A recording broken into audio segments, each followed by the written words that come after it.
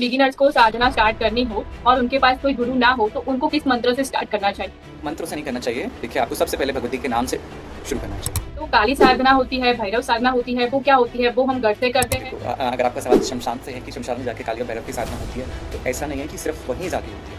आप अपने, अगर आप गृहस्थ में हो, गृहस्थ आश्रम में हो, तो आप अपनी साधना अपने घर पे भी कर सकते हो। जो पुरुष होते हैं वो भैरव तत्व जागृत करते हैं और जो स्त्री होती हैं वो भैरवी तत्व अपने अंदर जागृत करते हैं। तो जन्म ले लोगे तभी सिद्ध नहीं करोगे। मजाक तोड़ना है, कोई खेल तोड़ना है कि काली सिद्ध कर ली, भैरव सिद्ध कर लिए। आपके पास कौन सी शक्ति है बताओ? पता नहीं। है शक्ति आपके पास? बीच में बात की तंत्र साधना की, तो वो क्या होता है? वो पॉजिटिव साधना भी हो सकती है, नेगेटिव भी हो सकती है। अच्छे करते हैं, काला जादू करते हैं। वो तंत्र है, सबसे बड़ा तंत्र आया कहाँ से? शिव के डमरू से। कोई जिन्नात कोई ऐसी नेगेटिव एनर्जी लेके बैठे, कई बार ऐसा होता है किसी के ऊपर कोई बाधा आ जाती है, कोई समस्या आ जाती है। कई सारे लोग ऐसे होते हैं जो लालच में आके किसी का तंत्र करा देते हैं। उसके तंत्र को काटने के लिए फिर इन विद्याओं का प्रयोग किया जाता है। वो डॉल बनाई जाती है, बहुत सारी चीज़ें की जाती है। तो कैसे कैसे ब्लैक मैजिक के लोग आपके पास आते हैं, मतलब क्या हुआ होता है उनके पास? तंत्र विद्याएं भी बहुत से प्रकार की जाती हैं। किसी पे इलम लाइन के जो जिन्नात होते हैं वो छोड़े जाते हैं, किसी पे भूत प्रेत छोड़े जाते हैं, किसी पे पिशाच छोड़े जाते हैं। तो ये अलग अलग विद्याएं लोग करते हैं। कई बार कैसा होता है, कहीं किसी का, जैसे किसी घर में क्या होता है, किसी ने अपना बाल, आपका बाल लेके चले गया, बोला कि लो भैया जी इस पे ये बाल है और इस पे विद्या कर लो। या जैसे हम अपने पुराने कपड़े किसी को दे देते हैं ना, तो क्या होता है, मैं आपके कपड़े मेरे पास आ गए और मैंने अपने कपड़ों पे मंत्र कर दिया। ऐसी बहुत सारी चीज़ें हैं। कई किसी के तो शरीर में निशान आ जाते हैं, किसी के तो एक बार ऐसा होता है कि किसी के तो पीठ पे निशान थे पूरे, और एक बार ऐसा होता है मैक्सिमम तो कई सारी लेडीज़ के साथ उनकी कोख बांधी जाती है, उनके बंधन बच्चे नहीं होते उनके बहुत टाइम से, या उनके पेट में समस्याएं होती हैं। तो ऐसी स्थिति में क्या होता है, वो पिछले जन्म से बंधन होती है, वो इस जन्म में बंधन कर देता है। सर, आपने वशीकरण की बात की, तो मुझे ये जानना है, कोई बस में हो जाए तो उनको बाहर निकालने के लिए हम दूर से उनको बाहर निकाल सकते हैं, या उनको मतलब उनको सामने, उनको साथ में लाके ही उनको बाहर निकाल सकते हैं? नमस्ते, हम आपका स्वागत है हमारे पॉडकास्ट में। नमस्ते, जय माँ काली, जय भैरवा। तो आज हमारे साथ है श्री शिव परमानंद सर जी, जो आज हम बात करने जा रहे हैं टॉपिक पर, साधना के बारे में। साधना क्या होती है, कुंडलिनी शक्ति क्या होती है, तो आज हमारा टॉपिक इन पर रहेगा। तो सबसे पहले मेरा क्वेश्चन ये रहेगा सर आपसे कि आपकी स्पिरिचुअल जर्नी कैसे स्टार्ट हुई? आप अपने बारे में कुछ बताइए। मेरे बारे में तो जानकारी, देखिए, जो एक शिष्य का परिचय होता है ना, उसके गुरु से ही होता है। क्योंकि आज अगर मैं बोलूँ, जो मेरे को बनाया है वो मेरे गुरु ने ही बनाया है। इससे पहले अगर मेरा आप जीवन देखना चाहोगे तो वो बहुत अलग था। हम एक अलग बारे में थे। हम एज ए पेस्ट्री शेफ हैं, तो हम अपने उसी काम में लीन थे। पर जब गुरु कृपा हुई तो हमें एक नया नाम मिला, नया मार्गदर्शन मिला, नया लक्ष्य मिला, नया जीवन मिला। तो जो हमारे जीवन का परिचय है वो हमारे गुरु औगनाथ दर्शन बाबा जी से ही है। तो अगर आप हमसे पूछोगे कि हमारी साधना की शुरुआत कैसे हुई, तो साधना की शुरुआत तो बहुत पहले से हो गई थी। मतलब ऐसा नहीं था कि आज से ही है। हम उत्तराखंड से हैं, तो यहाँ तो हर एक ग्राम में मतलब उनकी भगवती की पूजा की जाती है। चाहे वो भैरव बाबा हों, चाहे वो नरसिंह देवता हों, है ना, चाहे वो नागराज हों, अलग अलग स्वरूप में उनकी पूजा की जाती है। अब आता है कि जब हम अपने आसपास बहुत सारी चीज़ों को देखते हैं ना, इन सब चीज़ों को देखते हैं, तो हमारा जो मन है, रुचि है, वो धीरे धीरे धीरे आगे बढ़ने लगती है इन सब बातों में। तो ऐसे हम भी बचपन से देखते थे, भगवती की पूजा करते थे, भगवती को माँ के स्वरूप में देखते थे। पर जब गुरु कृपा हुई तो तब हमें वो बोध हुआ कि वो निराकार तत्व क्या है, कि निराकार क्या होता है असल में, मतलब जो परम शक्ति है वो क्या है। तो वो जो सब एक जो ज्ञान प्राप्त हुआ वो गुरु के माध्यम से प्राप्त हुआ, और वो सभी को गुरु के माध्यम से प्राप्त होता है। ओके, तो आपने गुरु के बारे में बात की, तो मुझे सबसे पहले ये जानना है कि गुरु कैसे बनाते हैं और गुरु दीक्षा क्या होती है? देखिए, गुरु दीक्षा, हाँ, सबसे पहले तो गुरु दीक्षा जो होती है, एक गुरु जब आपको अपने संप्रदाय या अपने कुल से जोड़ता है ना, आपको उस कुल की परंपरा देता है, आपको उस कुल का सदस्य बनाता है, तो वो गुरु दीक्षा है। एग्जाम्पल के लिए आप समझना, ठीक है, कोई बच्चे को आप अडॉप्ट करते हो, है ना, तो उसके पूरे कागज़ बनते हैं, पूरी एक कार्रवाई होती है कि भैया ये है कागज़ है और ये अब ये इस घर में अडॉप्ट होने जा रहा है। उसी प्रकार से गुरु दीक्षा भी है। भले यहाँ पे ऐसे कागज़ नहीं बन रहे हो, पर ये लेखा जोखा उसके पास है, उस परम तत्व के पास है लेखा जोखा। तो जब हम ये गुरु ढूंढने निकलते हैं तो हमें ऐसे गुरु कभी प्राप्त नहीं होते हैं, क्योंकि वो सब पहले से लिखा हुआ है। और जब हमें वो गुरु प्राप्त होते तो हमारा जीवन बदल जाता है। अब गुरु की खोज क्या करेगा, कैसे करेगा आम इंसान, है ना। गुरु दीक्षा, क्योंकि देखो अभी गुरु पूर्णिमा भी आने वाली है, अभी सबके मन में सवाल चल रहा होगा कि भैया हमने भी गुरु दीक्षा लेनी है, हमने भी गुरु दीक्षा लेनी है।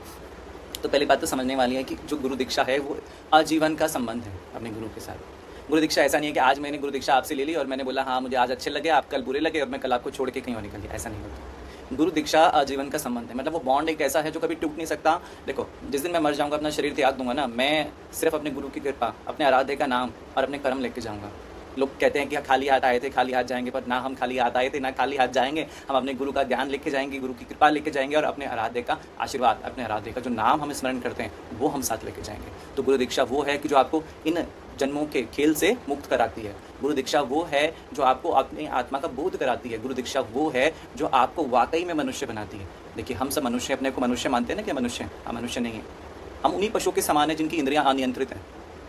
गुरु दीक्षा वो है जो वाकई में वो मनुष्य होने का ज्ञान देती है कि एक मनुष्य कैसा होना चाहिए।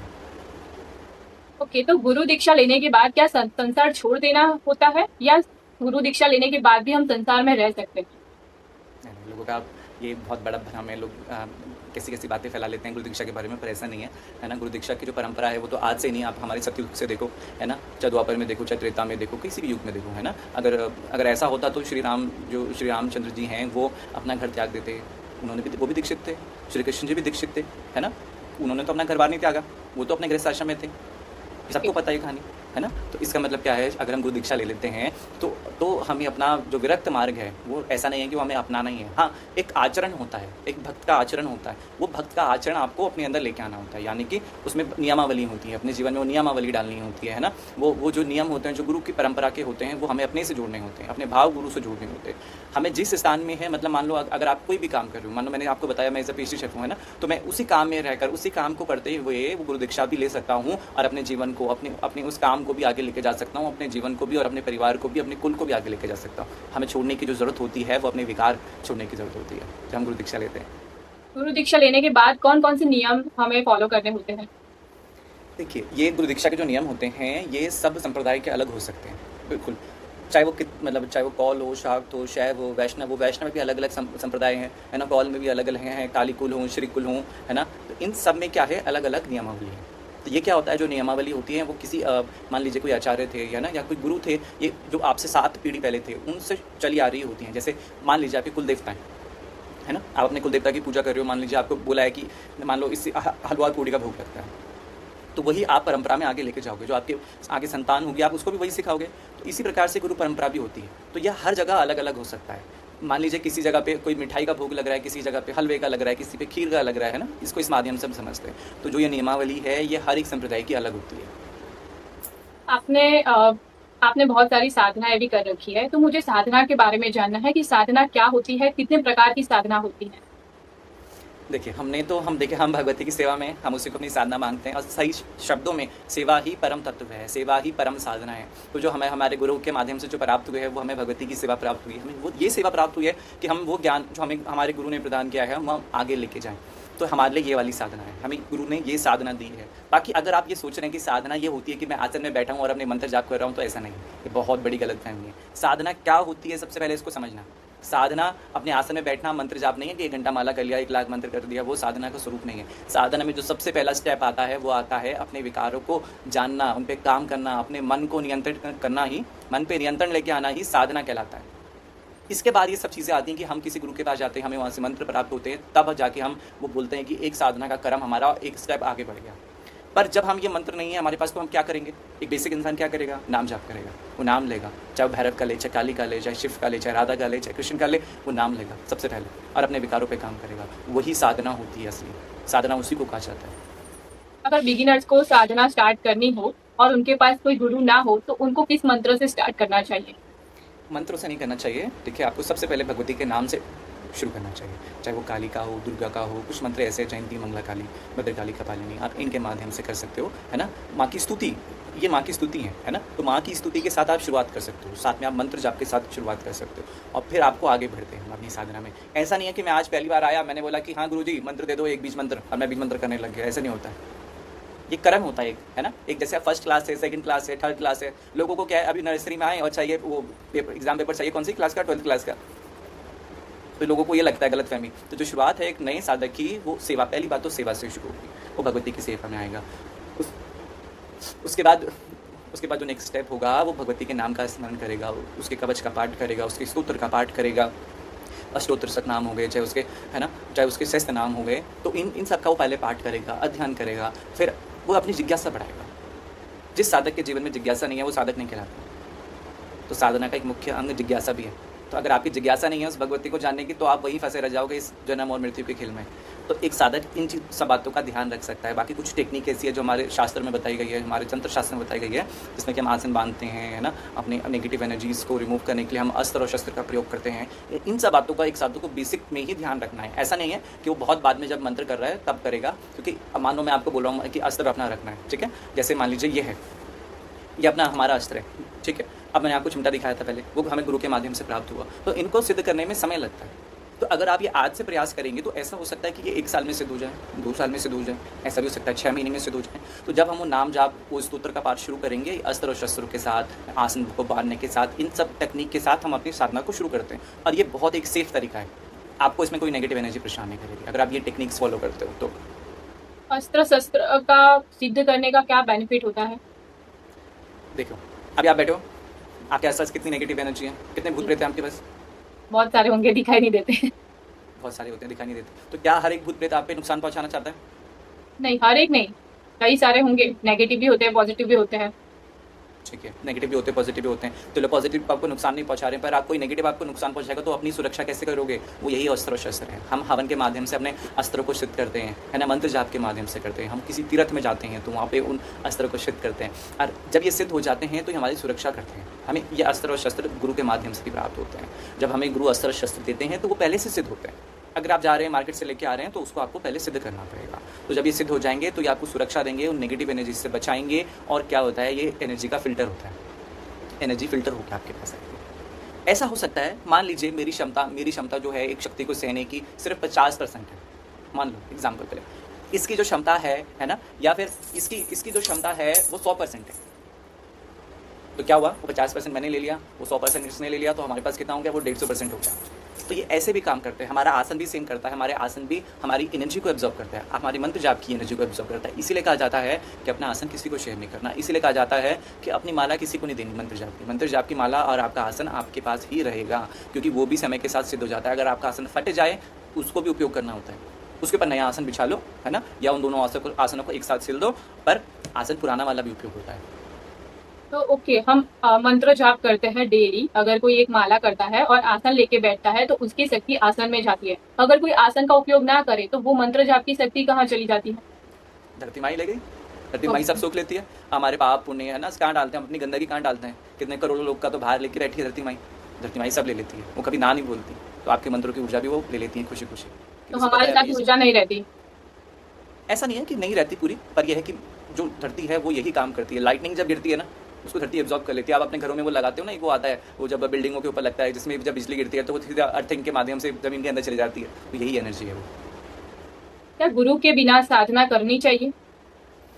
देखिए, मैंने आपको सबसे पहले समझाया कि साधना क्या होती है ना। अब आप बात आती है कि गुरु के बिना साधना करनी चाहिए। पहली बात मैंने आपको ये समझाई कि पहले तो आपको अपने विकारों पे काम करना पड़ेगा। अगर आपके अंदर आपके विकार हैं, आपका मन भटक रहा है, आपके अंदर गंदे विचार आ रहे हैं, आप भगवती की सेवा में नहीं हो, मानो आप शक्ति की सेवा में या किसी भी ठाकुर जी की सेवा में नहीं हो, शिव जी की सेवा में नहीं हो, तो आपको कभी गुरु प्राप्ति नहीं होगी। अब सवाल आता है कि क्या गुरु के साथ, गुरु के सानिध्य में ही साधना करनी चाहिए? पहली बात तो साधना जो होगी अपने आराध्य के नाम जाप के साथ होगी, अपने आराध्य की छत्र छाया में होगी, अपने कुल देवता की कृपा से होगी, अपने जो पितर होते हैं उनकी कृपा से होगी, हमारे इष्ट की कृपा से होगी। और जब ये कर्म आगे बढ़ता है तो तब हमें वो गुरु प्राप्त होते हैं, और हमें वो गुरु नियमावली देते हैं, वो मंत्र देते हैं जो हमारे लिए बहुत ज़्यादा हेल्पफुल होते हैं। गुरु शॉर्टकट है, गूगल मैप है, डाला यहाँ दिल्ली पहुँचना है, देहरादून से दिल्ली पहुँच के शॉर्टकट, सबसे आसान रास्ता दिखाएगा, लंबा रास्ता नहीं दिखाएगा आपको। तो गुरु वही है, पर उसके लिए पहले आपको फ़ोन लेना पड़ेगा गूगल मैप के लिए, फिर उसके लिए आपको उसमें रिचार्ज भी कराना पड़ेगा, तो वो भी प्रोसेस है ना। यस, काली साधना गुरु का प्रोसेस है। ओके, तो काली साधना होती है, भैरव साधना होती है, वो क्या होती है? वो हम घर से करते हैं या फिर हमें किसी पर्टिकुलर जगह पे जाके हम वो साधना कर सकते हैं? नहीं, देखो, अगर आपका सवाल शमशान से है कि शमशान में जाके काली और भैरव की साधना होती है, तो ऐसा नहीं है कि सिर्फ वहीं जाके होती है। आप अपने, अगर आप गृहस्थ में हो, गृहस्थ आश्रम में हो, तो आप अपनी साधना अपने घर पे भी कर सकते हो, अपने स्थान पे भी कर सकते हो। आप किसी यात्रा में जा रहे हो तो यात्रा में भी साधना की जा सकती है। और बात आती है काली साधना और भैरव साधना क्या है। देखो, साधना सबसे पहले क्या होता है, अपने शरीर को साधना। वो काली तो 100% है, भैरव भी 100% है, उसको क्या साध लोगे? सामर्थ्य है किसी का? नहीं है ना सामर्थ्य, तो किसको साधोगे? अपने को, अपने मन को, अपनी इंद्रियों को साधेंगे हम। तो जो काली साधना है, भैरव साधना है, सबसे पहले अपने को साधना है। वो तो 100% है, वो तो परम तत्व है ना, उसको हम साध नहीं सकते, पर उसके जो कण है हमारे अंदर, हम उसको अपने अंदर जागृत कर सकते हैं। इसको हम कहते हैं अपनी चेतना में लेके आना। यानी कि मान लीजिए अगर मैं काली साधना कर रहा हूँ तो मैं काली के उस ज्ञान को, उस विद्या को अपने अंदर जागृत करने का प्रयास करूँगा, उस तत्व को जागृत करने का प्रयास कर लूँगा। मान लीजिए मैं भैरव साधना कर रहा हूँ तो मैं उसी प्रकार भैरव की उस विद्या को, उनके मंत्रों को पूर्व जन्म में भी मैंने किए होंगे, वहाँ से भी मैं जागृत करूँगा। इन सबको जागृत करने का प्रयास करूँगा, अपने अंदर ना भैरव तत्व जागृत करने का प्रयास करूँगा। तो जो पुरुष होते हैं वो भैरव तत्व जागृत करते हैं, और जो स्त्री होती हैं वो भैरवी तत्व अपने अंदर जागृत करते हैं। पर एक समय ऐसा आता है जब हमें अपने अंदर दोनों ही जागृत करने होते हैं, यानी कि पुरुष और प्रकृति दोनों का विलय हमें करना होता है। तो ये चीज़ हमें अपनी साधना में ध्यान रखनी है। और काली साधना और भैरव साधना शुरुआत यहीं से होती है। इसके बाद आप बहुत सारे स्टेप आते हैं। इसके बाद मंत्र आते हैं, मंत्रों की सिद्धियाँ आती हैं, है ना, अस्त्रों की सिद्धियाँ आती हैं, यंत्रों की सिद्धियाँ आती हैं। ये सब गुरु के सानिध्य में होता है। ये सब बाद की चीज़ें, तो ये सब बात की चीज़ें गुरु के सानिध्य में ही होंगी। तो अगर आप ऐसा भी होता है, ऐसा भी कई बार होता है कि आपके गुरु बोलते हैं चलो हमें शमशान चलना है, वहाँ जाके हमने कुछ पल ध्यान करना है, क्योंकि जो शमशान की ऊर्जा है वो बहुत पवित्र होती है। तो ऐसा भी हो सकता है कि आपके गुरु किसी शमशान में लेके जाएं, आपको बोलिए कुछ समय आप यहाँ व्यतीत करो और अपनी ऊर्जा को नियंत्रण करने का प्रयास करो। क्योंकि अगर आपके अंदर विकार होंगे ना, शमशान में आप हिल जाओगे, काँप जाओगे, आपकी रूह काँप जाएगी, आपकी आत्मा काँप जाएगी और आप वहाँ से भागने का प्रयास करोगे। और उसी के विपरीत अगर आपके भाव बहुत निर्मल हैं और अगर आप उस भैरव तत्व से या भैरव माँ काली के तत्व से या माँ काली से अगर आप प्रेम करते हो, तो आपको उस स्थान पे बहुत आनंद आएगा। और ये सब गुरु के सानिध्य में होता है, बिना गुरु के ये सब नहीं होता। शमशान में क्या नेगेटिव एनर्जी भी होती है? शमशान में क्या नेगेटिव एनर्जी है? सबसे बड़े जो राजा हैं संसार के, वो मशान बाबा हैं। सबसे बड़ी जो संसार की शक्ति है वो माँ मशानी है। उनकी छत्र छाया में, उनके अंडर कौन सी नेगेटिव एनर्जी खड़ी भी हो सकती है? भूत प्रेत। वो परम तत्व हैं, मशान बाबा और माँ मशानी, ये संसार के परम तत्व हैं। ये वो तत्व हैं जो विनाश करते हैं। मतलब यहाँ विनाश में ब्रह्मांड का मत सोचना कि बोल रहे हैं कि आपका विनाश हो गया। यहाँ आपके विकारों का विनाश, आपके गलत आचरणों का, गलत व्यवहारों का, गलत सोच का, इन सब का जो विनाश है वो इन्हीं तत्व के द्वारा होता है। तो ये जो शक्ति हैं बहुत ज़्यादा प्योर हैं। आजकल सब लोग बोलते हैं कि मैंने इस देवी देवता को सिद्ध किया हुआ है, तो क्या ऐसा पॉसिबल हो सकता है? बिल्कुल भी नहीं। कैसे कर लोगे? जन्म बीत जाएंगे तब भी सिद्ध नहीं कर पाओगे। हज़ारों जन्म ले लोगे तब भी सिद्ध नहीं करोगे। मजाक थोड़ना है, कोई खेल थोड़ना है कि काली सिद्ध कर ली, भैरव सिद्ध कर लिए। लोग कहते हैं कि अब मेरे पास भैरव सिद्ध है और आ जाओ मेरे से आशीर्वाद ले लो। अबे तू पागल है क्या? है मनुष्य है तू। मनुष्य की एक सीमा होती है। लोग समाधि क्यों लेते हैं? जो हमारे गुरु होते हैं, गुरु ने समाधि क्यों ली हमारे? इसीलिए तो ली ताकि वो परम तत्व में विलीन हो जाए। वरना गुरु समाधि क्यों लेता? सब ज्ञान था उसके पास, बैठा रहता अपनी साधना में, अपने आसन में बैठा रहता, वो भी सिद्ध कर लेता। पर उसे पता था कि हमारे सब गुरुओं को पता है जिन्होंने समाधि ले ली कि वो परम तत्व तभी हम पा सकते हैं जब हम अपनी उस परम अवस्था में पहुंच जाएं, परम चेतना में पहुंच जाएं, उस कुंडलिनी शक्ति पे पहुंच जाएं कि जहां उस पुरुष और प्रकृति का विलय हो जाए। तब जाके हम उसको जानते हैं। और उसको जानने के लिए जब हम जानते हैं ये शरीर नष्ट हो जाता है, तो मैं उसको कभी सिद्ध नहीं कर सकता, ना आप कर सकते हो, ना ये सुनने वाले लोग जितने हैं ना, ये कभी हम उसको सिद्ध नहीं कर सकते हैं। हाँ, उसके हम तत्व को, क्योंकि देखो यथा पिंडे तथा ब्रह्मांडे, मतलब जो मेरा पिंड है उसी के कणों से बना है। जो कॉस्मिक एनर्जी है वहाँ पे है, उसी एनर्जी से मेरा भी बना है। ठीक है, हाइड्रोजन, कार्बन, एटम, ये सब उस यूनिवर्स में भी और मेरे अंदर भी है और आपके अंदर भी है। हम इनको अपनी चेतना में लेके आते हैं बस। हमारे चक्र, लोग सबसे बड़ा लोगों का क्वेश्चन आता है कि मेरे चक्र बता दो, मेरे चक्र बता दो, मेरे चक्र का कलर बता दो, मेरे चक्र कितने % ब्लॉक है बता दो। भैया आपके चक्र सारे एक्टिव होते हैं, वरना आप जीवित ही नहीं होते। हमारी चेतना में नहीं आते। आपके पास कौन सी शक्ति है बताओ? पता नहीं है शक्ति आपके पास? आज तक कभी पता नहीं चला। आपकी सबसे बड़ी शक्ति पता है क्या है? आप एक स्त्री हो, आप एक देवी हो, आप भगवती का स्वरूप हो, साक्षात, मतलब जिसको हम कहते हैं ना, आप भगवती का स्वरूप हो। नहीं पता ना आज तक? अब मैं आपकी चेतना में इस बात को लेके आ गया ना, अब आगे देखना। अब आप अपने को वो नहीं देखोगे एक मनुष्य, मतलब स्तुति नहीं देखोगे कि मैं एक स्तुति हूँ। आप देखोगे मैं उस भगवती का ही एक स्वरूप हूँ, उसका एक अंग हूँ, उसका एक तत्व मैं भी हूँ और उसका एक तत्व का जो कण है वो मेरे अंदर भी है। और फिर आप आगे अच्छा प्रयास करोगे अपने को जागृत करने का। एक और चीज़ है, जैसे जब नवरात्रे आते हैं तो स्त्रियाँ श्रृंगार करती हैं, अलता लगाती हैं, मेहंदी लगाती हैं। अभी माँ कामाख्या का साधना थी हमारी, तो हमने सबको बोल रखा था कि आपने अपने श्रृंगार करके रहना है। तो ऐसा क्यों? क्योंकि वो देखो एक महिला है, वो स्त्री है। तो क्या होता है जब वो स्त्री समझ जाती है कि मैं महिला हूँ, मैं उस चंडी का स्वरूप हूँ, उस काली का स्वरूप हूँ, तो उसका जो ऊर्जा है ना वो अलग हो जाती है, एक अलग फ्रिक्वेंसी में वाइब्रेट करती है। तो हमें इन्हीं तत्व को अपने अंदर पहचानना होगा। अच्छा, आपने बात की समाधि की कि गुरु समाधि लेते हैं, तो समाधि क्या होती है? समाधि परम तत्व है, मतलब जैसे हम बोल रहे हैं परमात्मा, आत्मा, परमात्मा, धर्मात्मा, अगर हम इनकी बात करें तो जो समाधि है वो परम तत्व है। यानी कि अब इन पंच महाभूतों के जो ये खेल है, इनसे हमने मुक्ति पा ली। यानी कि इस जीवन और मृत्यु से हमने बिल्कुल हम पार चले गए, परे चले गए। ये नाम से भी संभव है ना, योग से भी संभव है, भक्ति मार्ग, उपासना मार्ग, कर्म कांड से भी संभव है। थोड़ा सा समाधि को ऐसा समझना है कि समाधि ऐसा नहीं है कि आपने कोई जल समाधि ली या थल समाधि ली तो तभी वो संभव है। एग्जाम्पल के लिए एक मनुष्य ऐसा है जो पशु की सेवा कर रहा है, बहुत उसने अपना जीवन ही समर्पित कर दिया पूरा पशु की सेवा में।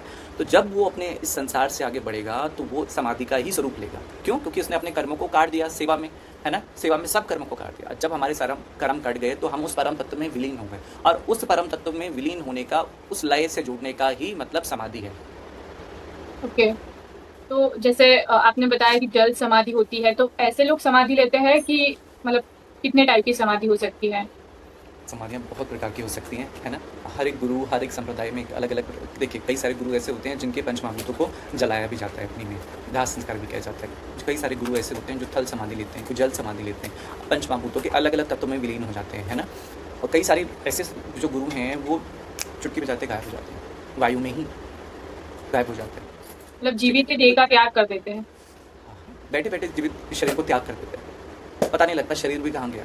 वो गुरु की शक्ति है, गुरु का परम तत्व है ना। और ये सब मार्ग, मतलब ये समाधि में जाने के अलग अलग रास्ते हो सकते हैं, समाधि में विलीन होने के अलग अलग रास्ते हो सकते हैं, पर उस समाधि का जो मूल कारण है वो एक ही है, वो जो परम तत्व है। चाहे हम उसको काली बोले, चाहे भैरव बोले, चाहे उसको निराकार बोले, चाहे हम उसको साकार बोलें, पर उसका जो एक मूल कारण है शिव और शक्ति का, वही है परम तत्व। उसमें हमारे जितने भी गुरु हैं जो समाधि ले लेते हैं सब विलीन हो जाते हैं। और ख़ास बात एक ये है कि जो गुरु हमारे समाधि ले लेते हैं ना, वो सब एक हो जाते हैं। यानी कि समझना, मान लीजिए कोई वैष्णव है, उन्होंने समाधि ले ली, और कोई कौलाचार से या शाक से या शैव से, इन सब ने समाधि ले ली। जो समाधि ले लेते हैं ये एक हो जाते हैं। अब ये वैष्णव नहीं है, ये शाक्त नहीं है, ये शैव नहीं है, ये काली वाला नहीं है, ये तारा वाला नहीं है, ये भैरव वाला नहीं है, अब वो परम तत्व है, अब वो एक हो गया। समाधि का मतलब ही तो यही है कि आप एक हो गए ना। कोई अब वो भेद ही खत्म हो गया, वैष्णव का, शाक्त का, शैव का, वो हिंदू मुस्लिम सिख ईसाई, ये सब खेल खत्म हो गया, अब वो सब एक है। ओके, आपने बात की बीच में कुंडलिनी शक्ति जागृत करने की, तो मुझे इसके बारे में जानना है कि कुंडलिनी शक्ति क्या होती है। कुंडलिनी शक्ति परम तत्व है। देखिए हमारे 72,000 नाड़ियाँ हैं, 72,000 नाड़ियों का केंद्र 3 नाड़ी है, ईड़ा, पिंगला और मध्यमा जो नाड़ी है वो सुषुम्ना, और उसके बीच में एक नाड़ी होती है विचित्र। पर हम यहाँ पे बात मुख्यतः 3 नाड़ी पे करते हैं, ईड़ा, पिंगला और सुषुम्ना। कुंडलिनी शक्ति क्या है? जब मैंने आपको बोला, इसको ऐसे समझना कि मैंने आपको बोला था कि जब आप सब बंधनों से मुक्त हो जाते हो या आप एक हो जाते हो, जब आप समाधि में जाते हो, आप सब हिंदू मुस्लिम सिख ईसाई या ये धर्म ये जाति पाति सब छोड़ के आप एक हो जाते हो, है ना। यहाँ पे भी वही है कि जब आपकी ईड़ा और पिंगला एक हो जाए, वो कुंडलिनी शक्ति को जागृत करते हैं। और कुंडलिनी शक्ति मतलब परम अवस्था है जिसको आप समाधि कहते हो ना। अगर हमारी कुंडलिनी शक्ति जागृत होगी तो इसका मतलब समझ लेना हमने समाधि ले ली। अच्छा, इसमें बहुत सारे लोगों का एक बहुत सारा बड़ा क्वेश्चन आता है कि आजकल इंस्टाग्राम पे और यूट्यूब में हम देखते हैं कि दो दिन में, 3 दिन में या 1 हफ्ते में कुंडलिनी शक्ति जागृत कर दो, तो ये सब बातें भी आती हैं लोगों के आगे। पर इस बात को हमें समझने वाली बात है कि अगर हम कह रहे हैं कि वो परम तत्व है तो हम उसको अगर जागृत कर देंगे तो क्या मेरा शरीर इसको सह पाएगा, इस ऊर्जा को? हमको अपने आप से ये क्वेश्चन करना चाहिए। ओके, तो क्या कुंडलिनी शक्ति जागृत करने का कुछ स्टेप होता है? हर कोई इसे जागृत कर सकता है? हर कोई कर सकता है, सबको करनी है, एक ना एक दिन तो करनी है सबको। जितने संसार में दिख रहे हैं, चाहे वो भारत में हो, भारत से बाहर हो, कहीं पे भी हो, एक दिन तो आके कुंडलिनी शक्ति जागृत करनी पड़ेगी उनको। क्योंकि मैंने आपको बोला वही परम तत्व है, वही परम अवस्था है, जहाँ पे आप उस अद्वैत को समझ जाते हो, जहाँ पे आप उस अवधूत वाली अवस्था को समझ जाते हो, जहाँ पे आप उस निराकार वाली अवस्था को समझ जाते हो, जिस अवस्था में आप औघड़ समझ जाते हो कि औघड़ क्या है, और जिस अवस्था में आप समझ जाते हैं कि अघोर क्या है। इसका मतलब आपको कुंडलिनी शक्ति ही ये सब उत्तर दे सकती है। अगर आपकी शक्ति जागृत है तो ही आपको ये सब उत्तर मिलेंगे, इन सब के बारे में, अद्वैत के बारे में, औघड़ के बारे में। इसको आप तभी जी पाओगे जब आप उस शक्ति को अपने अंदर जागृत कर लोगे। और ये जब जागृत हो जाती है तो स्वतः से हम उस परम तत्व की तरफ, मतलब शरणागति जिसको हम कहते हैं, हम उसकी शरण में आ गए तो भी ये कुंडलिनी शक्ति जागृत हो सकती है। हम उसका नाम लें तब भी जागृत हो सकती है, हम उसका भजन कीर्तन करें तो भी जागृत हो जाएगी, हम अपनी मंत्र करें तो भी ये जागृत हो जाएगी। इसको जागृत करने के बहुत सारे तरीके हैं, अष्टांग योग भी इसको जागृत करने का एक तरीका है। योग के माध्यम से, कर्म योग के माध्यम से जागृत हो सकती है। पर सवाल ये है कि हम उसको पहले तो समझ ही नहीं पाते। हमें यह है कि उसको जागृत करना है, पर वो है क्या? इसको तो समझो पहले, वो है क्या?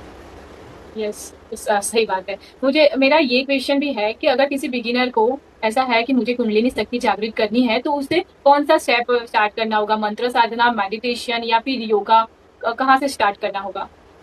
ठीक है, बहुत अच्छा क्वेश्चन है। देखो, इसको पहले समझना, यंत्र, मंत्र, तंत्र, ध्यान, योग, ये 5 चीज़ें एक साथ चलती है साधना में, है ना। अगर आप बोल रहे हो कि मैं सिर्फ मंत्र कर रहा हूँ और आप कह रहे हो मैं ध्यान नहीं कर रहा हूँ, योग नहीं कर रहा हूँ, तो आपका जो साधना है वो कभी आगे नहीं बढ़ पाएगी। यानी कि आप अपने विकारों पे कभी नियंत्रण नहीं कर पाओगे। सबसे पहले तो हमने समझा कि साधना क्या होती है, उसके बाद हमने समझा कि यंत्र, मंत्र, तंत्र और ध्यान और योग एक साथ चलते हैं। अगर किसी बिगिनर को अपनी कुंडलिनी शक्ति जागृत करनी है तो पहले तो ये समझ जाना कि वो आज तो नहीं होने वाली है या तो इस जन्म में नहीं होने वाली है। पर अगर हम अपने गुरु के सानिध्य में आ जाएं और अपने आराध्य के सानिध्य में आ जाएं तो हो सकता है वो इसी जन्म में हो जाए। पर अगर मैं बोलूँ कि मेरे को अपना ही प्रयास से करना है तो ये असंभव है। हमें उसके लिए गुरु को चाहिए। गुरु बहुत बड़ा पड़ाव है। अगर आपके पास गुरु आ गए या आपको गुरु प्राप्ति हो गई तो गुरु कृपा से आप कुंडलिनी शक्ति को जागृत कर सकते हो। पर जो शुरुआत होगी वो नाम जाप से होगी, मंत्र जाप से होगी, ध्यान से होगी, योग से होगी। इन सब साधनाओं के माध्यम से आप अपने को साधोगे। आप भजन भी करोगे, आप कीर्तन भी करोगे, आप नाम भी करोगे, आप नृत्य भी करोगे। हर एक माध्यम से आप उसको जागृत करने का प्रयास करोगे। ऐसा नहीं है कि सिर्फ अष्टांग योग से होगी, और ऐसा नहीं है कि सिर्फ भजन कीर्तन से ही होगी, और ऐसा ही नहीं है कि सिर्फ मंत्र से होगी। अलग अलग माध्यम ये आपको एक बनाते हैं फिर, क्योंकि यंत्र, मंत्र, तंत्र और ध्यान और योग ये एक साथ चलते हैं। ये सब करना होगा आपको, और एक समय जब ऐसा आएगा वो आप स्वतः से समझ जाओगे कि मेरे को वो अनुभूति हो चुकी है। समझना, एक्सपीरियंस है कि एक बार अगर आपने उनके दर्शन कर लिए ना, क्या आप इस संसार को देखोगे फिर? नहीं, क्यों? उनके दर्शन हो गए फिर इस संसार का क्या ही मतलब है। बिल्कुल, यही कुंडलिनी शक्ति है। इसको भी आप ऐसे समझ सकते हो, ये भी कुंडलिनी शक्ति है कि अगर एक बार मैंने उसके दर्शन कर लिए, उसके दर्शन पा लिए, तो इस संसार से ना मेरा कोई नाता है, ना कोई रिश्ता है, ना मेरा कोई बंधन है, ना मेरा मेरी कोई पत्नी है, ना मेरे कोई पुत्र है ना, ना मेरा कोई परिवार है, ना मेरा घर है, ना मेरी गाड़ी है, सब उसका है। मेरा तो देखने की इच्छा ही नहीं करेगी, है ना। अभी आपने देखा कि मैं आपसे बात कर रहा था, मैं भूल गया, तो क्या है, बार बार हमारा मन उनकी तरफ, मैं आपसे बात कर रहा हूँ तो मेरा मन बार बार उनकी तरफ जाएगा कि मैं उनकी तरफ ही बात करता रहूँ, सोचता रहूँ, पर देखो उन्होंने सेवा दी है तो इसलिए मैं यहाँ बोल पा रहा हूँ। अगर बोलेंगे कि नहीं बोलना, चुप हो जा, मैं सब भूल जाऊंगा, एक पल में सब भूल जाऊंगा, मेरे को पता ही नहीं होगा कुंडलिनी शक्ति क्या है। तो ऐसी अवस्था में जब आप आते हो ना, तो आप समझते हो कि आप उस शरणागति के मार्ग में आगे बढ़ रहे हो। उस मतलब ये कुंडलिनी शक्ति का जो ये इसको मार्ग है, ये ऐसा नहीं है कि एक ही दिन में हो जाएगी, इसके लिए बहुत लंबे प्रयास लगते हैं एक साधक को। और मेरा मानना है कि अगर आप नए साधक हो तो गुरु के सानिध्य में आ जाओ, उस गुरु के सानिध्य में आ जाओ जो आपको उस परम शक्ति से जोड़े। थर्ड आई एक्टिवेशन और कुंडलिनी शक्ति दोनों क्या अलग अलग है कि एक ही है? थर्ड आई एक्टिवेशन तो देखो क्या होता है, हमारे जो आगे चक्र होते हैं, है ना, ये एक्टिवेटेड मैक्सिमम लोगों के होते हैं। आपको इंट्यूशन होते होंगे, बहुत सारे लोग जो सुन रहे हैं उनको इंट्यूशन होते होंगे, किसी को सपने में होते हैं, किसी को वैसे ही हो जाते हैं। तो क्या होता है, ये एक मार्ग है, मतलब 7 चक्रा हमारे जो हैं, ये एक मार्ग है उस कुंडलिनी शक्ति को जागृत करने का। इसमें 2-3 कंसेप्ट हैं। पहले तो क्या होता है, वो शक्ति हमारे मूलाधार में रहती है, ठीक है। जब वो मूलाधार से ऊपर उठती है तो हम उसको बंध से बांधते हैं। मतलब मानो आपने अगर ललिता सहस्त्र नाम सुना हो तो उसमें आता है कि ब्रह्म ग्रंथ विभेदिनी, विष्णु ग्रंथि विभेदिनी, रुद्र ग्रंथि विभेदिनी। तो ये ग्रंथियाँ होती हैं, ये नॉट्स होती हैं, हम वो शक्ति इनको भेदती भी चली जाती है आगे। तो वो इन चक्रों को क्रॉस करके, अगर उसको टेक्निकल टर्म में समझना है, तो वो शक्ति इन चक्रों को क्रॉस करके निकलती है और वो इस आगे चक्र तक आती है। और जब आगे चक्र तक आती है तो वो इसका मतलब आपकी पूर्णता चेतना में आ जाता है। और जब ये चेतना में आता है तो अब वो सहस्रार में क्या होता है, वो विलय हो जाता है। मतलब पुरुष और प्रकृति तत्व का विलय हो जाता है दोनों का। इस अवस्था को भी एक मैथुन की अवस्था कहते हैं, या कहते हैं जो सहस्रार से एक नेक्टर गिर रहा है, जिसको हम खिचड़ी मुद्रा के माध्यम से करते हैं। तो जो रस निकलता है वो अमृत तत्व है जो हमें बोध कराता है उस परम तत्व का। इसको समझना अर्धनारेश्वर के स्वरूप से, इसको समझना एक किन्नर के स्वरूप से, कि वो पुरुष शरीर में वो स्त्री तत्व जागृत है, या वो स्त्री शरीर में एक पुरुष तत्व जागृत है, वो एक हो गए। इसका मतलब उनकी जो वो शक्ति है वो भेदती हुई अब किसी ना किसी चक्र को पार करती हुई एक चक्र में रुक गई है। अब ऐसा हो सकता है कि इस अवस्था के बाद, मान लो इस जन्म के बाद, वो वहीं पे समाधि ले लें, ऐसा भी होता है। समाधि का मतलब ऐसा नहीं है कि मान लीजिए कोई धर्म गुरु ही है तो वही समाधि लेंगे, आप भी समाधि ले सकते हैं। और सर आपने बताया कि मूलाधार से हमारी चक्र जागृत होना स्टार्ट करते हैं और यहाँ तक आते हैं, तो क्या हम सबसे पहले आज्ञा चक्र को एक्टिवेट कर सकते हैं, जागृत कर सकते हैं बिना मूलाधार को करे बिना? नहीं, देखो वही एक और कंसेप्ट है इसमें कुंडलिनी शक्ति का, उसको समझना पहले आप ना। देखो जब आप पैदा होते हैं ना, है ना, पहले हमारी जो माताएं, माँ ने कंसीव किया बच्चे को, माँ ने जब बच्चे को कंसीव किया तो उसके प्राण उसी दिन नहीं आते, उसके प्राण कुछ सप्ताह बाद आते हैं। और बोला जाता है जब उसका हृदय धड़कता है इसका मतलब उसके प्राण आ गए। तो यानी कि वो कुंडलिनी शक्ति वो जागृत हो गई उस गर्भ में। उस कुंडलिनी शक्ति के माध्यम से क्या हुआ, जब वो जागृत हो गई तो उसके प्राण आ गए। ऐसा ही होता है ना जब बच्चे घर में होते हैं। अब क्या हुआ, जब वो बच्चा घर में होता है माँ के, तो उसकी सारी स्मृतियाँ होती हैं कि भैया मेरे क्या पाप हैं, क्या पुण्य हैं, मलमूत्र से घिरा है, वो मोलता है बाहर, मैं एक बार बाहर आ जाऊँ, मैं आपकी शरण में हूँ और मैं आपके ही नाम में हूँ। तो जैसे ही बाहर आता है ना, वो सब भूल जाता है, सब भूल जाता है। उस स्थिति में क्या होता है, इसको बोला जाता है कि कुंडलिनी जो है हमारी, वो मणिपुर चक्र, सोलर प्लेक्सिस जो है, उस चक्र में आ जाती है, यानी कि मूलाधार से उठकर उस चक्र में आ जाती है। अब इसके ऊपर आपको उसे लेके जाना होता है, यानी कि आपका हार्ट चक्र तो एक्टिवेट है, क्योंकि जब वहाँ कुंडलिनी शक्ति आई तो उसने उसको टच किया, एनर्जी ने टच किया और वो एक्टिवेट हो गया। हमारी थर्ड आई है, गुरु शक्तिपात करते हैं, वो एक्टिवेट हो गया। तो ऐसा नहीं है कि मूलाधार ही पहले जागृत करना है, ऐसा हो सकता है आपका आगे चक्र जागृत हो। मैक्सिमम जितनी महिलाएं हैं ना, उनका हार्ट चक्र बहुत प्योर होता है, जिनका वो जागृत होता है। आपके भाव अगर किसी पशु की तरफ है ना, किसी की सेवा की तरफ है, इसका मतलब आपका हार्ट चक्र एक्टिवेट है।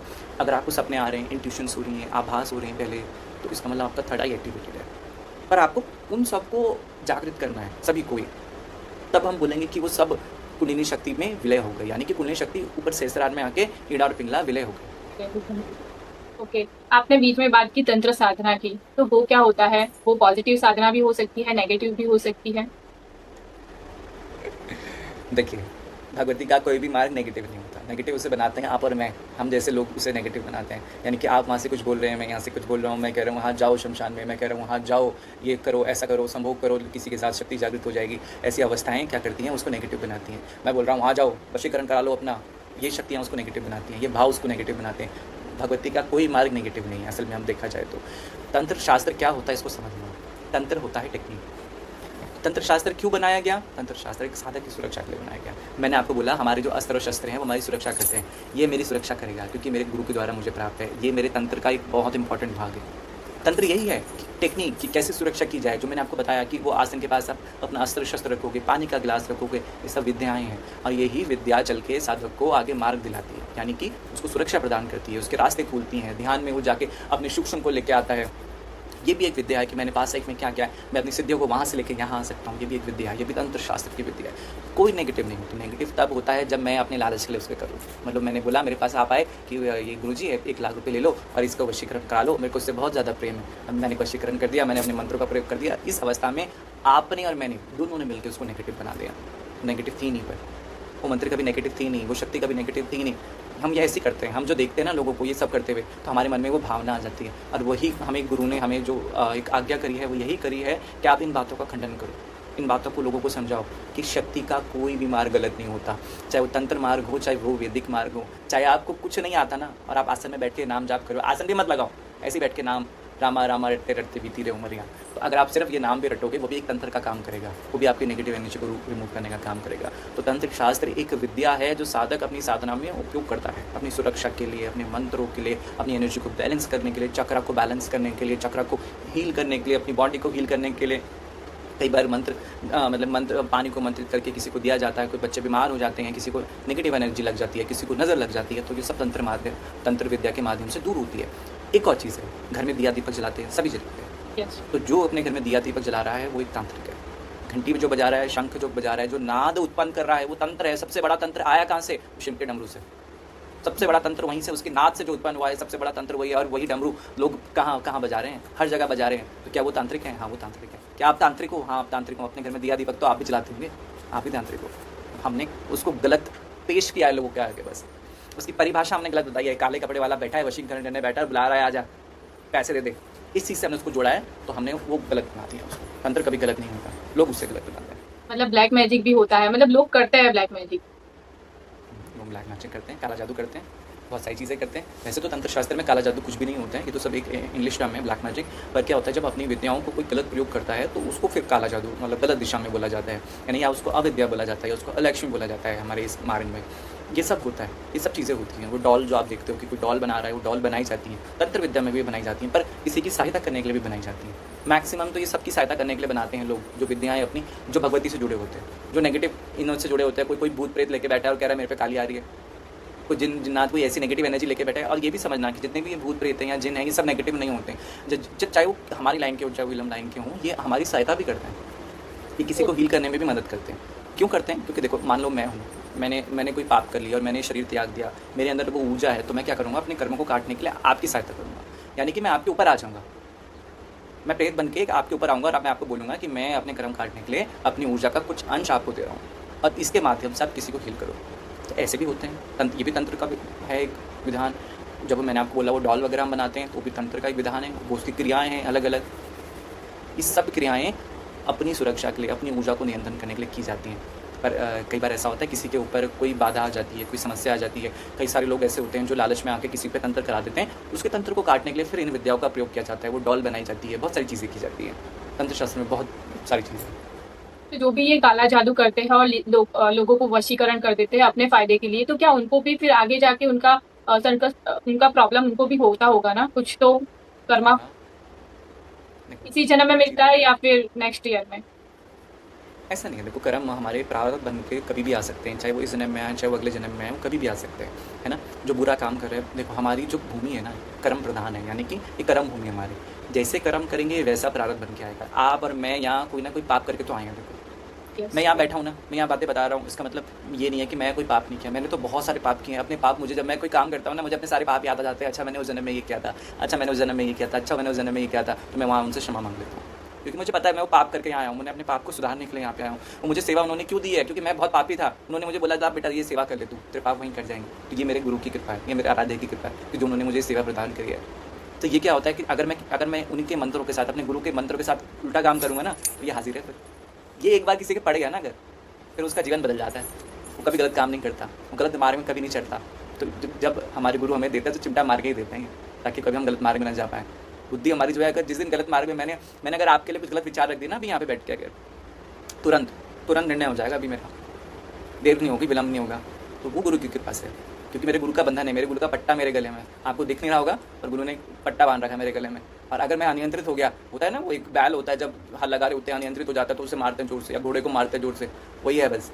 गुरु ने पट्टा बांधा, जैसे इधर गया उधर गया, गलत दिशा में गया, पड़ गया तुरंत। ये ऐसा होता है। पर क्या होता है कि जो गलत काम कर रहे होते हैं, है ना, कई बार ऐसा होता है इस जन्म तो बहुत मौज कर रहे होते हैं, मतलब खूब पैसा कमा रहे होते हैं, आपसे ज़्यादा लग्जरी लाइफ जिएंगे, पर क्या होता है एक जन्म में तो उनको भुगतना पड़ेगा।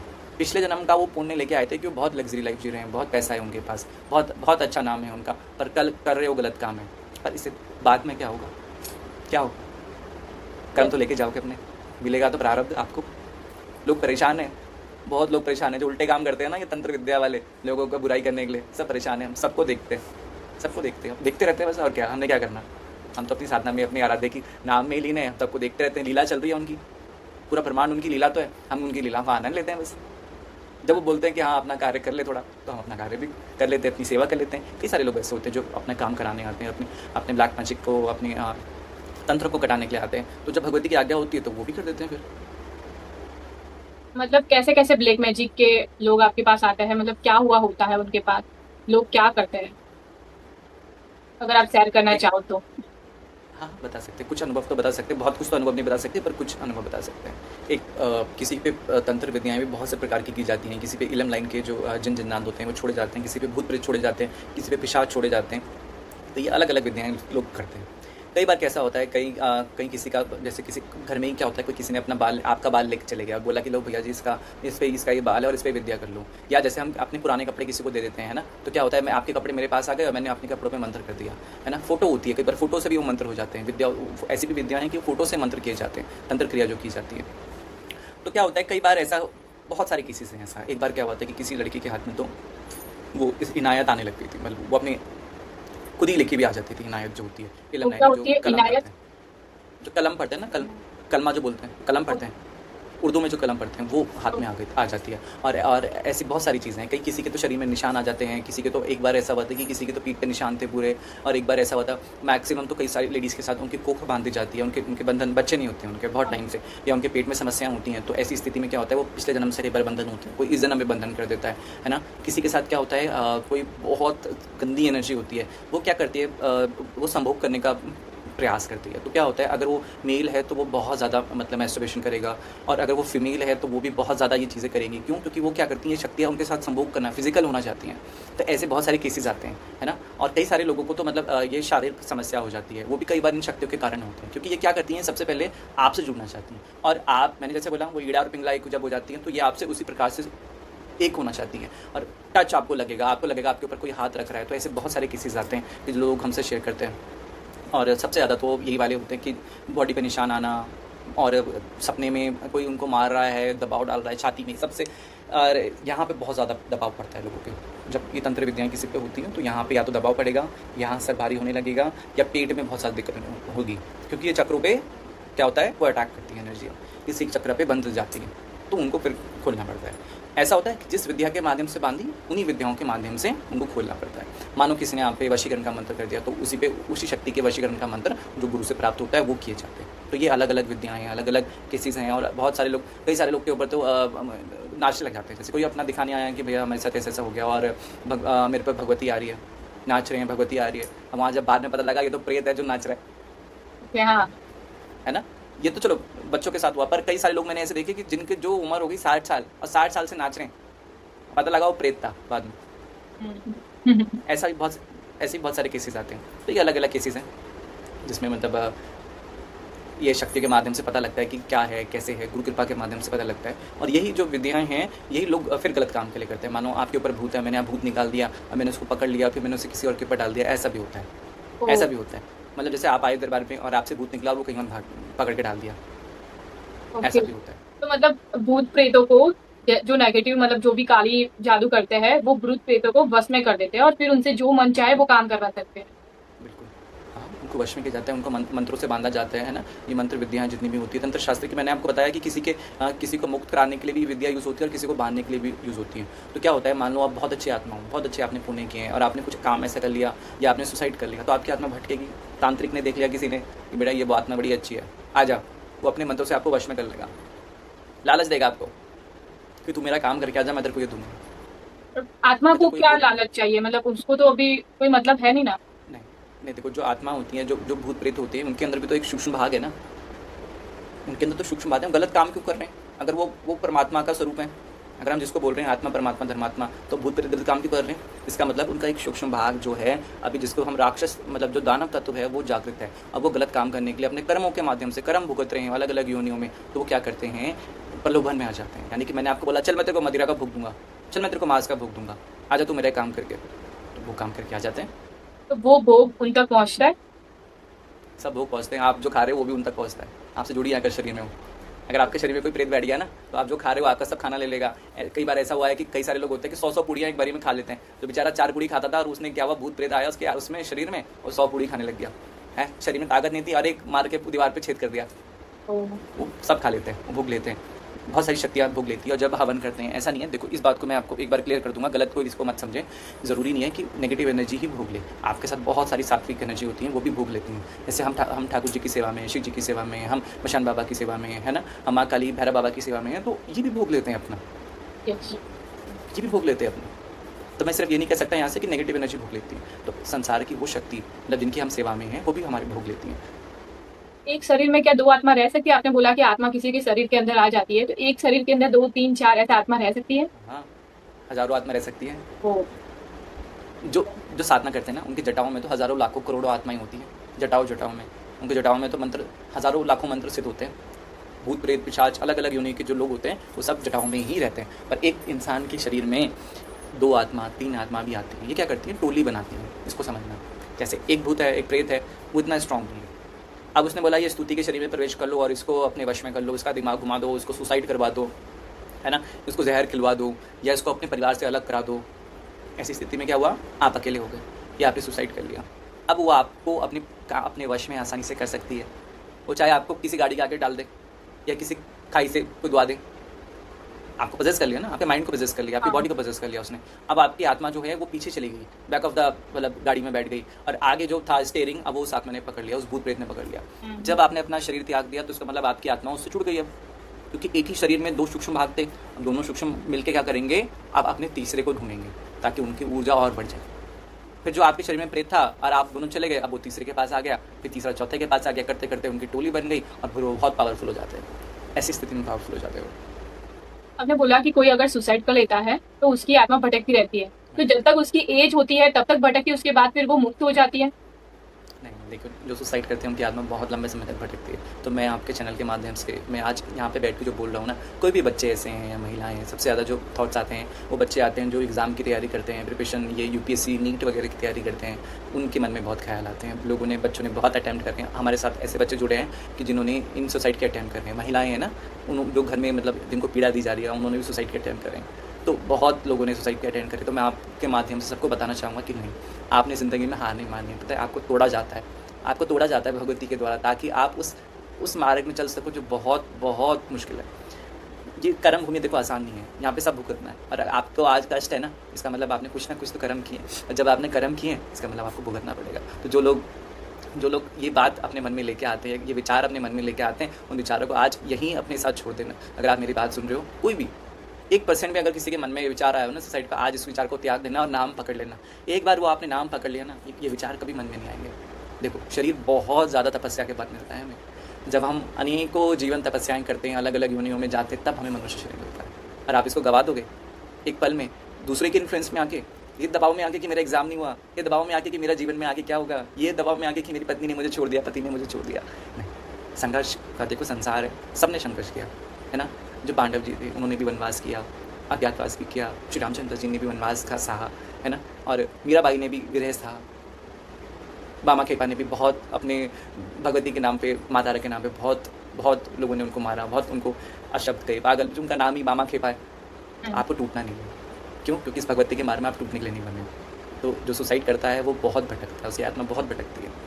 तो आपको इस चीज़ का हमेशा ध्यान रखना है। मतलब वो लोग अगर सुसाइड करते हैं तो इस जीवन से छूटने के लिए, जो परेशानी होती है उससे छूटने के लिए सुसाइड करते हैं, और फिर जाके आत्मा बन के भी उनको परेशानी ही भुगतनी है। बिल्कुल। देखो, अगर आपको मुक्ति चाहिए तो वो आपको इसी मनुष्य शरीर में मिल जाएगी, पशु शरीर में मिल सकती है ना, किसी मछली के स्वरूप में मिल सकती है, कोई पेड़ स्वरूप में मिल सकती है ना। पर वो आपको, अगर ये आपने शरीर का त्याग कर दिया अपनी इच्छा अनुसार, तो वो सुसाइड करके आप मुक्ति कभी नहीं पा सकते। आप और ज़्यादा बंधन में फंस गए, और ज़्यादा कार्मिक पैटर्न में फंस गए, आप नहीं कर सकते। आप जो मुक्ति के आप प्रयास कर रहे थे, साधना मार गए इस जीवन में, नहीं कर सकते कभी आप, फिर बहुत लंबा समय लग जाएगा। इसीलिए देखो, हम अपने गुरु की शरण में आते हैं। जितना पहले तो हमारा जो ये था कि मतलब हम अपने गुरु की आज्ञा के साथ चलते थे, तो हमें कभी कोई तकलीफ नहीं होती थी जीवन में। आज क्या है, हम अपने मनमानी आचरण कर रहे हैं, जो मर्जी देख रहे हैं, जो मर्जी व्यवहार कर रहे हैं। पहले ऐसा नहीं होता था। पहले हम अपने गुरु की आज्ञा के साथ चलते थे, और जब गुरु की आज्ञा के साथ चलते थे तो उस अवस्था में हमारा जो मन है ऐसी चीज़ों पर बिल्कुल नहीं जाता था। सुसाइड वाले थॉट नहीं आते थे। हमारे पास समय नहीं है, गुरु ने कार्य दे रखा है, गुरु ने नाम दे रखा है, नाम रटे जा रहे हैं और अपना जीवन व्यतीत करते जा रहे हैं। आज के समय में ना किसी को नाम लेना है, ना कुछ कार्य करना है, संसार का प्रेशर सब अपने सिर में डाल लो। यहाँ तो क्या होता है, जब हम साधना करते हैं हम बोलते हैं अपना प्रेशर रिलीज़ करो, मेडिटेशन करते हैं बोलते हैं प्रेशर रिलीज़ करो, और वहाँ वो क्या हो रहा है कि जो मेडिटेशन नहीं कर रहे हैं सब प्रेशर अपने ऊपर ले रहे हैं। सर, आपने वशीकरण की बात की, तो मुझे ये जानना है कि वशीकरण कितने टाइप का होता है, और अगर कि कोई वश में हो जाए तो उनको बाहर निकालने के लिए हम दूर से उनको बाहर निकाल सकते हैं, या उनको मतलब उनको सामने, उनको साथ में लाके ही उनको बाहर निकाल सकते हैं? देखो, वशीकरण अगर आप टाइप पूछो तो टाइप भी अलग अलग हो सकते हैं, है ना।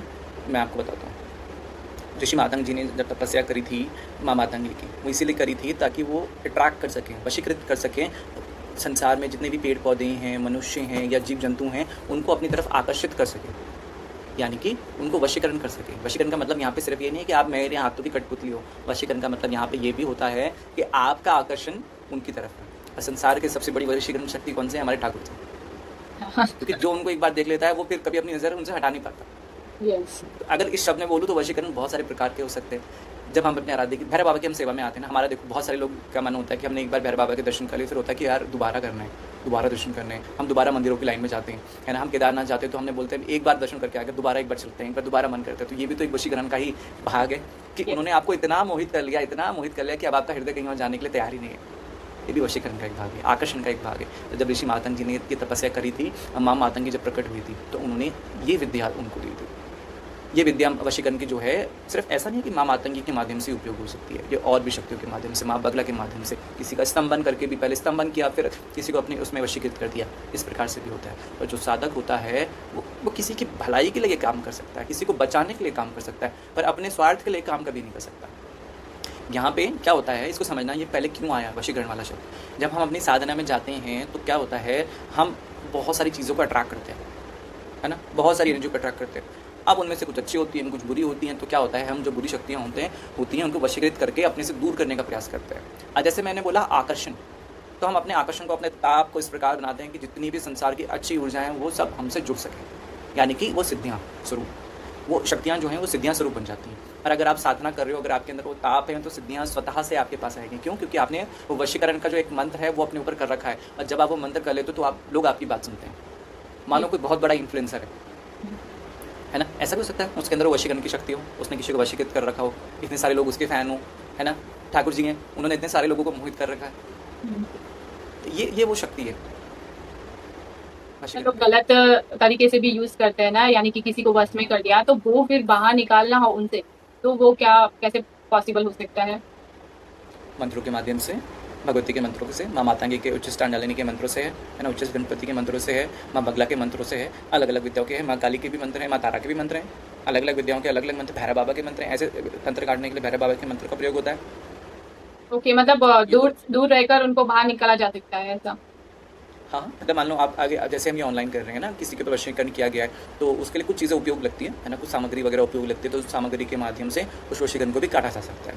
मान लो आप भी किसी ने वशीकरण करा दिया और आप मेरे पास आए, और आप यहाँ पे नहीं हो, इस स्थान पे नहीं हो, या मेरे पास अभी वो स्थान नहीं है कि जहाँ मैं आपका वो कार्य कर सकूँ, तो ऐसे भी कार्य किया जा सकता है। क्योंकि देखो, हर एक इंसान कनेक्टेड है आपस में। मैंने बोला था पहले, यथा पिंडे तथा ब्रह्मांड, यानी कि जो ये पिंड है उसी ब्रह्मांड के कणों से बना है। तो जिससे मैं ऑक्सीजन तो आप भी ले रहे हो, मैं भी ले रहा हूँ, सेम एथर में हूँ, आकाश एक ही तो है हम दोनों का, है ना? हाँ। हम दोनों का अर्थ एलिमेंट एक है, यस। वायु एक ले रहे हो कि आप अलग ऑक्सीजन ले रहे हो वहाँ पे बैठ के, नहीं, एक ही। है ना? जल भी एक ही होगा, यस। स्रोत अलग हो सकते हैं कि आपका हाँ। जल का स्रोत अलग है, हमारा अलग है, पर जल आता है तो बारिश से ही है। हाँ, जल आता है बारिश से ही है, वो बारिश भी सेम ही हो रही है, समुद्र भी हम सबके सेम है जो वहाँ से लेके जा रहे हैं और फिर वर्षा हो रही है, मानसून आ रहा है। हाँ। इसीलिए हम यहाँ बैठ के वहाँ देख सकते हैं, और ये काम आप भी कर सकते हो। आप वहाँ बैठ के मेरे ऑरा को रीड कर सकते हो, मेरी एनर्जी को रीड कर सकते हो, आप देख सकते हो कि मेरे साथ कौन सी एनर्जी है। ये काम आप भी कर सकते हो, सेम उस स्थान में कहीं पे भी। ऐसा नहीं है, ये तो आप तो हम दोनों तभी इंडिया में है ना, इंडिया से बाहर हो तब भी चल जाएगा, ज़रूरी नहीं कि इंडिया में ही हो। और ऐसा भी हो सकता है कि हम तब अपना शरीर त्याग दें, तब भी हम एक दूसरे की एनर्जी को रीड कर सकते हैं। या जब मैंने अपना शरीर रखा है और किसी और का शरीर नहीं है, तो मैं उसकी एनर्जी को भी रीड कर सकता हूँ। यानी कि जो हम आत्माएं हैं उनसे भी वार्तालाप करते हैं, पशुओं से वार्तालाप करते हैं। कोई पशु अगर गुजर गया तो उससे भी वार्तालाप होती है ना। जो हम पास्ट लाइफ रिग्रेशन करते हैं वो कैसे करते हैं, क्योंकि आपका सूक्ष्म भाग कहीं फंस गया तो हम वहाँ भी उनसे बातें करते हैं। तो ये अलग अलग तरीके हैं, अलग अलग विद्या हैं, बहुत सारी चीज़ें हैं इसमें। तो बहुत मतलब बातें करेंगे तो कभी वो खत्म ही नहीं होगी। बहुत सारी चीज़ें पास्ट लाइफ को लेके भी है, सूक्ष्म को लेके भी है, तत्व को लेके भी है। हाँ। बहुत सारी चीज़ें हैं इसमें। अभी आपने ऑरा का बोला, तो ऑरा से रिलेटेड भी बहुत सारे क्वेश्चंस है मेरे दिमाग में, बट अभी बहुत टाइम हो चुका है, मतलब 1 घंटा हो गया, सेशन बहुत लंबा हो चुका है, तो हम यहाँ पर एंड करते हैं अपना टॉपिक। लास्ट मेरा यही क्वेश्चन है आपसे कि आप हमारी ऑडियंस को क्या मैसेज देना चाहते हो? सबसे पहला मैसेज तो देखो, अगर आप मेरे माध्यम से सुन रहे हो, क्योंकि जो हमें गुरु की आज्ञा हुई हम आपको वही बताएं, और जो गुरु की आज्ञा है वो यही है कि आपके घर में शक्ति का वास हो, आपके घर में वो शक्ति जागृत हो। आप सिर्फ एक मूर्ति की पूजा ना करो, आप उस प्रकट स्वरूप की पूजा करो अपने घर में। आप अपने अंदर उस शक्ति तत्व को जागृत करो, और आप नाम से शुरुआत करो। आप भगवती के नाम से, भैरव के नाम से, शिव के नाम से, राधा नाम से, चाहे कृष्ण नाम से, चाहे महामंत्र से आप शुरुआत करो, पर आप उसका नाम लेना शुरू करो। जब आप नाम लेना शुरू करोगे तो आपके जो कर्म हैं वो कटने लगेंगे, समस्याएं आएंगी, बाधाएं आएंगी। ऐसा होता है जब हम साधना मार्ग में आते हैं तो ज़्यादा समस्या आती है हमारे। एक आम इंसान तो मजे कर रहा है अपनी ज़िंदगी में, और एक साधक जो है परेशानी झेल रहा है। क्यों? कर्म कट रहे हैं ना हमारे, तो हमारे कर्म काट रहे हैं। तो हमारे कर्म वो कई बार सपने में काट देते हैं, कई बार ऐसी मान लो मेरी गाड़ी का बहुत बड़ा एक्सीडेंट हुआ ना, और मेरी गाड़ी में एक छोटा सा डेंट पड़ गया, वो भी होता है। तो अगर आप एक साधक हैं तो आप नाम से शुरुआत करिए, भगवती की सेवा से शुरुआत कीजिए। आप भैरव बाबा की सेवा में आओ, आप पशु की सेवा में आओ, आप कोई भी किसी भी को भी आप कोई दान, कोई ऐसा कोई किसी वृत्त की सेवा में आओ, पर आप सेवा में ज़रूर आओ, और ये आपको लेके जाएगा गुरु की तरफ। और जब आपको गुरु प्राप्ति हो जाएगी फिर आपको देखना, आपको जब नया नाम मिलेगा ना, जब गुरु दीक्षा होती है तो नया नाम भी मिलता है, तो नया जीवन हो जाता है। फिर समझ लेना आपने नया जीवन ले लिया। ओके सर, बहुत ही अच्छा लगा आज आपसे बात करके। बहुत सारी चीज़ों के बारे में पता चला, साधना के बारे में, कुंडलिनी शक्ति के बारे में, फिर तंत्र विद्या क्या होती है, वशीकरण क्या होता है। तो और भी बहुत टॉपिक है जिस पर बात करनी बाकी है, हम दोबारा आपको जरूर बुलाएंगे। थैंक यू सो मच हमारे पॉडकास्ट में आने के लिए और अपना प्रीशियस टाइम हमें देने के लिए। धन्यवाद। जय मां काली, जय भैरव बाबा, अगरनाथ दर्शन बाबा जी की जय।